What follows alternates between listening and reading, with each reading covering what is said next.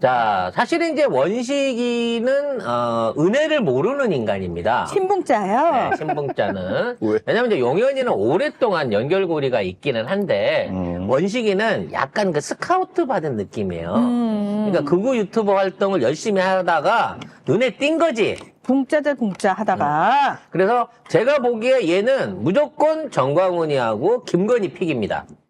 윤석열 픽은 아니에요. 겹치는 게 좀 덜한 거지. 근데 이런 인간이 군부에 들어오니까 제일 가짜놓고 기분 나쁜 사람이 누구? 김용현이었던 거예요. 그래서 김용현하고 어떤 형태로든지 권력 다툼이 좀 있었던 걸로 보여집니다. 아마 신원식이가 많이 당했겠죠. 그러니까 신원식이가 국방장관으로 분명히 앉아 있는데 정작 군 인사를 비롯해가지고 군의 힘을 쓰는 건 김용현 당시 경호처장이었다는 거잖아요.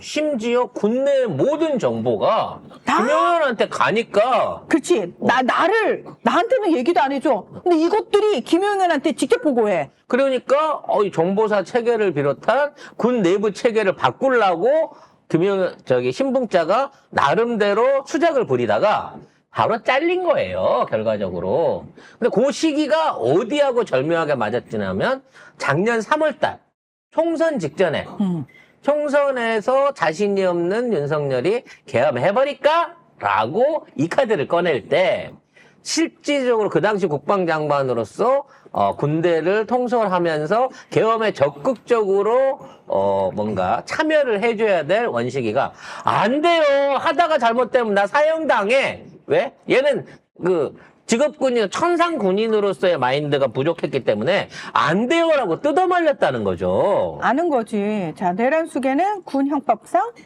총살량 빵빵빵. 3월에서 4월에 안가에서 만났을 때 신원식이 그걸 들었대. 윤석열이 말하는 거 비상한 조치. 그래서 이거 안 된다 싶어가지고 김용현을 통해가지고 얘기했다고 합니다. 사실 이게 제일 큰 거였다니까. 만일 그때 원식이가 정말 예스맨이어갖고, 아유, 하죠 뭐, 하다가 안 되면 그냥 붕짜붕짜 하다가 죽는 거지 뭐, 이러고 그때 했으면, 총선이고 나발이고 없었어요, 그냥. 그때 바로 했겠네? 바로 끝나는 거지. 그리고 만일 그때 했잖아요? 네. 계엄 해제는-커녕. 해제 못하겠네. 저 새끼들 지금쯤 민주당 스스로 정당 해체하고 국진당으로 다 이적했을 놈들입니다, 지금. 그 당시까지만 해도. 그때는 수박밭이었으니까. 그러니까 얼씨구나 하고 한 65명은 지금 국진당 달고 있을 거예요. 국진당이 한 250석 좀 갖고 있었을 거고요. 우린 그래요. 송작가 없는 송작가 TV를 하고 있었겠네요. 내가 없는데 니들은 멀쩡할 것 같아. 응? 내가 들어가서 다 얘기할 거야. 뭐라고요? 사실은 희정이가 다 시켰다고. 저는 아무것도 모른다고. 그리고 어제 헌재 나와가지고 신원식이 대답을 안 합니다. 이게 뭐냐면 처음에 첫 질문이 진짜 웃겨. 중국이 우리나라 선거에 관여한 것 같은 그 정황이 있지 않냐라는 걸 던진 거예요. 왜? 이때까지만 해도 이제 안보실장이니까 이게 외국에 대한 안보에 대한 얘기가 나오니까 여기서 이제 신원식이 그렇죠. 우리나라에도 그런 뭐 조짐이라든지 의혹이 있었죠. 요 정도만 던져줘도 되는데 거기서 딱 중립을 지킨 거예요. 그런 보도를 본 적은 있습니다. 하지만 나는 모릅니다로 간 거죠. 가정을 전제로 답변을 하지 않겠다. 자, 중국이 한국에 대해서도 얼마든지 선거 개입 의도가 있을 수 있다고 생각하죠? 가정을 전제로 답변하지 않겠습니다.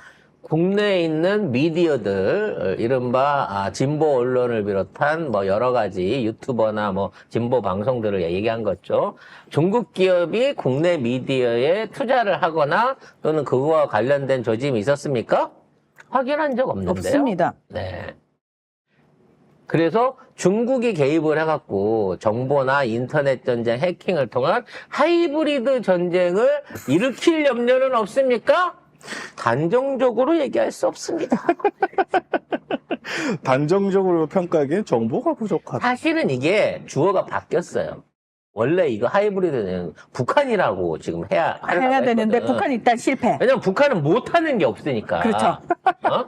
그치? 북한은 해킹도 하고 하고. 우리나라 그 은행 서버를 마비시켰잖아요. 심지어 우리나라 그 사람들이 갖고 있는 비트코인도 해킹을 해갖고 훔쳐간대잖아요. 그러니까 북한은 만능이죠.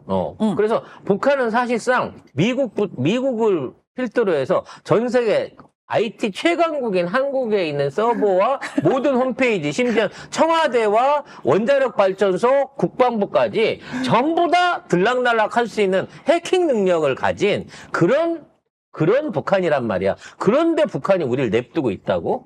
어? 아무튼 그런 상황에서 북한한테 해야 될 얘기들을 중국으로 얘기를 하고 있는 거야. 중국으로 바꿔서. 그럼 왜 중국어로 바꾸냐? 북한이 인터넷이 불편하기 때문에. 그러니까 북한이 해킹은 너무 잘하는데 인터넷이 불편해가지고 중국에 들어가고 해킹을 한다는 거야. 그러니까 북한 사람들이 야, 이 중국에 들어가가지고 만능 소리야. 단동에 건너가갖고 단동 있는 PC방에서 해킹을 해서 우리나라 청와대를 뚫는다는 거지. 그리고 또 차기현 변호사가 문재인 정부 초기에 원전 사업 철수하고 태양광 사업 했는데 재생에너지 붐이 불었다는 말이 있지만 국가에너지 산업 근간이 원전 생태를 황폐화시키고 태양광을 일으켜서 결국 돈 버는 건 중국 기업이란 말도 있다. 그 분야는 제가 전문적인 지식이 없기 때문에 주관적인 생각을 말하지 않겠습니다. 그래서 결국은 원하는 답변을 하나도 못 들은 거예요. 자기 측 증인인데. 그러니까 중국의 연관성을 이제 그 선관위하고 그러니까 예를 통해 갖고 교체 확인을 시켜가지고 이게 이거지. 우리가 구체적으로 그 배후 세력을 내세우지를 못한다고 치면 그 배후가 중국이다라고 말하고 싶었고 그 중국이 민주당을 밀어줘서 민주당이 총선에서 이긴 거고 따라서 민주당이 위헌정당이고 정북정당이고 중국 세력들한테 충성하는 정당이기 때문에 이재명이 대통령이 되거나 민주당이 집권하면 중국 세상이 된다. 중국의 식민지가 된다라고 하는 극우 유튜버의 논리를 어떻게든 연결시키고 싶었던 거야, 얘네들은. 근데 얘들이 간과한 게 있어요. 신원식은 껍데기가 됐든 바지 사장이 됐든 어쨌든 국가안보실장을 현직으로 맡고 있는 사람이에요. 그런데 만약에 이 사람 입에서 그들이 얘기하는 중국 연관설의 부정선거 얘기가 나오잖아요. 그럼 이거 국가가 뒤집어질 만한 외교 일인 문제 겁니다. 됩니다. 외교 분쟁 100% 벌어지고요. 이걸 신분자가 아무리 신분자라도 그 정도 판단력이 없는 사람이냐. 판단력이 아니라는 없는 거예요. 놈인데 누군가가 교육을 좀 한 것 같아요. 아니 근데 어제 보면은 그 뭐 또 저는 근데 졸라 멀쩡하더라니까. 저는 신분자가 누군가에게 연습을 이렇게 뭐 훈련을 받고 나왔다 그러면 100% 변호사 왜냐하면 변호사 이렇게 정상적인 변호사라면 지금 저쪽으로 코인 타시면 바로 죽음으로 가는 길이고 내란 세력으로 묶이면 어떻게 방법이 없습니다. 그건 돈을 준 변호사가 이렇게 얘기하지. 공천 주는 변호사는 씨발 이 새끼는 죽든 잡혀가든 상관이 없는 거야. 자기 발언으로 해갖고 인기만 끌면 되는 거거든. 그래서 결론적으로는 국가안보와 부정투표 그다음에 중국 연결고리에 대한 증언은 하나도 못 얻어냈어요. 아무튼 신분자의 대답 스킬을 보면 이건 100% 법조 스킬이 들어간 거예요. 그러니까 변호사가 시키는 대로 대답한 겁니다. 근데 문제는 시키지도 않았는데 이 성렬이 저거 작년부터 내가 장관 있을 때부터 막 개엄하려고 그랬다니까. 그래서 내가 졸라 말렸지. 라고 얘기를 하고 있는 거예요. 그건 뭐냐면 저쪽하고 나를 분리시켜야지 나는 살아남는 나는 거예요. 말렸다 이거잖아. 그렇지. 근데 거기에 결정적인 게 또 있어. 김용현을 통해서 말렸다는 거야. 이 얘기는 뭐냐면 김용현과 신봉자가 사이가 좋거나 둘이 허벅관계였으면 이 새끼 따라가려고 한 거야. 근데 김용현이가 내가 국방장관인데 김용현이가 지금 계엄을 다 주도하고 있는 꼬라지를 딱 보이니까 나 못 들어줘. 나 동원용 못해. 나 군대에 그런 얘기 못해. 이렇게 태도를 바꿔버린 거예요. 그러니까 신봉자가 그 당시에 윤석열의 말을 듣지 않은 거는 신봉자의 개인적인 권력욕과 김용현에 대한 견제가 있었기 때문에 이게 가능한 거고 그래서 지금 증언에도 대통령이 그 얘기한 거 맞다. 맞는데 조치를 피해야 된다는 건 맞는데 나는 말렸고 나는 대통령한테 직접 그 말을 못하기 때문에 김용현을 통해서 말렸다. 그 얘기 뭐냐? 김용현이 요구하는 것들을 안 받아줬다는 거야. 그래서 바로 잘린 거야. 교체가 된 굉장히 거야. 고도의 돌려각인 거죠. 그렇죠. 김용현 돌려가기부터 시작해가지고 윤석열하고 결국은 김용현이 짝짝꿍이었고 나는 내가 국방장관일 때도 이것들한테 내가 배제당하고 따돌림 당했어 라는 얘기를 하고 있는 거죠. 그런 거 치고는 신분자 처음에 막 안 나오면 쳐들어간다, 붕짜다, 붕짜 붕짜. 할 때 보면 그때는 이제 무관이었고. 진짜 제정신이 아닌 것 같았거든요. 그러니까 왜냐면 뭔가 자리 하나를 받고 싶을 때는 미쳐야 되잖아요. 말도 안 되는 소리를 하다가 자리를 딱 받았잖아. 그러면 그때부터 똑같이 미친 짓을 하면 그 자리를 유지할 수 없어요. 그러니까 조금만 상식이 있으면 내가 아니 송 작가가 예를 들어서 그거 유튜브 와가지고는 막 이재명 대표 욕을 해. 근데 진보 유튜브 방송을 하면서도 이재명 대표 욕을 하면은 바보지. 왔으면 어떻게 해야 돼? 이재명 대표를 찬양해야지. 뭐야, 아무리 내가 전향한 지가 오래됐긴 했지만, 그거는 얘가 아니고, 아무튼 어찌됐거나, 생각지도 않았는데, 건이랑 정광호 목사 이쁘게 봐가지고, 나한테 국방부 장관이라는 엄청난 타이틀을 줬어. 그래서 졸라 열심히 충성하려고 그랬지. 그러면 이제 지도 생각이 있었을 거 아니야. 더 위로 올라가요. 요거 끝나면 국회의원도 좀 하고, 그 다음에 뭐 정계 나가갖고 나도 나중에, 말년을 깔끔하게 정치계에서 끝내야지. 라는 생각을 갖고 있는데, 뜬금없이 자기를 고립시켜 놓은 상태에서, 허수아비를 만들어 놓은 상태에서 계엄을 하는데, 네가 도장을 찍어라라고 얘기를 하고 있는 거야. 그래서, 이랬다는 거 아니에요. 김용현이랑 여인형이 있는 자리에서 직접 차를 마시면서 대통령이 그런 말씀 못하도록 안 하도록 잘 모셔라라는 얘기가 뭐냐? 내가 국방장관으로 있는 이상 계엄은 안 돼 이렇게 된 거야. 사실 김용현 입장에서는 저도 피 보고 싶지 않거든. 그러니까 왜냐하면 국방장관이 계엄을 건의해야 돼요. 되잖아요. 특히나 이상민도 계속 그 얘기했는데 이게 어떤 그 전쟁 위기나 이런 게 아니기 때문에 경비 계엄 같은 국내 혼란 세력에 의한 경비 계엄 같은 걸로 한다 그러면 자기도 역할을 했을 거다. 하지만 이거는 군이 동원된 계엄이라 자기랑 상관없다고 빠져나갔거든.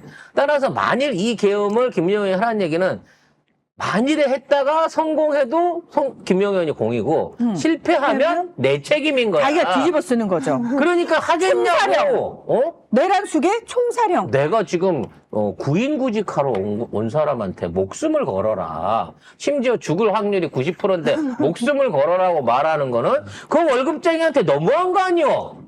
이제 취임한 지 2년 차밖에 안 된 사람한테. 1년도 안 했을걸요, 국방장관. 그렇죠? 바뀐 지가 얼마 안 됐으니까. 그러니까 신원 시기가 2023년 10월부터 국방부 장관을 했더라고요. 그러면 2023년 11월부터 준비를 했으니까 대놓고 병풍 세우려고 그렇죠. 그때 신원시기를 끌어올린 거네. 안 하니까 2024년 9월에 그러니까 그 호주론 했던 그 새끼는 이종섭이는 했을 거예요. 만일에 하자고 하면. 근데 어떻게든 아무튼 뭐 최혜병 때문에 어쩔 수가 없었어. 그래서 날리고 난 상황에서 야 이거 안 되겠다. 바지 세울 수 있는 애 필요하다. 바지 세워서 계엄시키고 말 잘 들을 놈 해보자 했을 때 붕짜가 생각이 난 거죠. 그러니까 붕짜 입장에서는 아이 좋아. 근데 4개월 돼갖고 계엄하재. 와갖고 이제 겨우 자리 잡고 그냥 아싸 장관 아싸 장관 하면서 이제 법카 인재 좀 쓰러 다녀야지 하는 순간에 계엄하재. 그러니까 나는 못하지 라고 하니까 잘릴 수밖에 없었던 거죠. 어쨌든 어제 근데 드러난 거는 되게 웃긴 신분자가 게 제일 똑똑하다. 그 윤석열 정부에서 가장 똑똑한 사람이 신분자였다. 아니죠. 충격적인 사실이죠. 생존 본능이 가장 강한 사람이다. 그래서? 어떻게 자기가 사는지를 완벽하게 아는 사람이다. 그래서 연금을 지킨 거예요. 그렇지. 그치? 그리고 되게 웃긴 게 뭐냐면, 그러면 신봉자가 저는 못하겠는데요? 내 눈에 흙이 들어가도 계엄은 안 돼요! 이랬어요. 근데 그러면 이 새끼를 팽해야 되잖아. 근데 국가안보실장으로. 쓸 놈이 없어. 왜? 아니야. 내가 봤을 때는 이 새끼가 이미 계엄을 알고 있잖아. 얘를 팽했을 경우에. 샌다. 그래서 얘를 잡아놔야 돼. 그렇지. 적은 가까이. 아니죠. 친구는 가까이, 적은 더 가까이. 그렇죠. 그러니까 얘가 어차피 국가안보실은 김태효가 실세인데 이 새끼 딴짓 못하게 감시 잘하게 국가안보실장으로 묶어놓는 거지. 그럼 이 상황에서 신분자한테 끝없는 충성과 의리를 기대하는 건 윤석열도 무리인 거죠. 그렇죠. 바보지. 그러니까 김태효 제가 봤을 때는 그 HID 요원부터 시작해가지고 국가안보실 내에서 일어나는 모든 일은 김태효가 다 관장을 했을 것이고 여기서조차도 신봉자는 진짜 제대로 바지 취급을 당했을 거야. 아마 신봉자는 굉장히 그러니까 내가 여기서 이걸 버리고 나가긴 싫어. 어쨌든 버티기는 버티는데 이 새끼들 결국은 내가 칠 수 있는 순간이 오면은 그때 내가 복수해야지라는 생각을 했을 거라는 거예요. 앞으로 신분자의 발언들, 관련된 발언들이 계속해갖고 이어질 겁니다. 우리가 그냥 확인만 했었어요. 그동안 경찰 조사나 그런 어떤 확인되지 않은 팩트 속에서 이미 3월 달에, 그러니까 작년 3월 달에 총선 전에도 계엄한다는 말이 있었다라는 거에 대한 썰이 있었어. 근데 구체적인 증거나 증언에 대해서는 정확한 얘기가 없었는데 이게 청문회가 아니라 헌재 증언으로 나와가지고 거기에다가 박제를 해버린 거예요. 이 새끼가 김영현이랑 작년 3월에 계엄하려고 그랬다고. 그러니까 그 순간에 똑바로 얘기하라고 그러고 벌떡 일어나게 되는 거죠. 결국은 역시나 빼박이었다. 증거만 더 확실해졌다. 결국 계엄은 박수를 못 받아서 한 거고 3월 달에 하려고 했던 거는 붕자가 말을 안 들어서 지 보신하느라고 안 한 거다라고 얘기가 나오고 있습니다.